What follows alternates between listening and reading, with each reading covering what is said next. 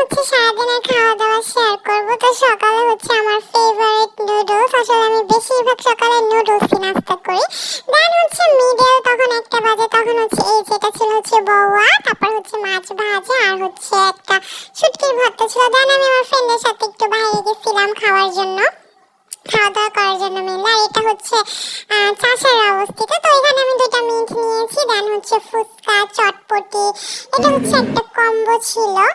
আর এটা so good so good, আবার যাবো এটা খাওয়ার জন্য। তো এইটা খেয়ে খাওয়ার পর আসলে পেটে কোনো জায়গাই ছিল না, আর জিনিসটা এত মজা ছিল। আর দই ফুচকা কার কার ফেভারিট? আমার দই ফুচকার থেকে এই জিনিসটা চটপটিটা বেশি মজা লাগছিল। আর এটা একটা ফুচকার উপরে একটা চকলেট সিরাপ দেওয়া ছিল। দেন বাসা আসলাম, বাসা আসার পর হচ্ছে দেখলাম আলুর দম আর হচ্ছে পরোটা, যদিও পরোটাটা ঠান্ডা হয়ে গেছিল, বাট তারপরও খেতে তো হবে, এত মজার জিনিস। কিন্তু সব থেকে মজার কথা যে আলুগুলো শক্ত ছিল।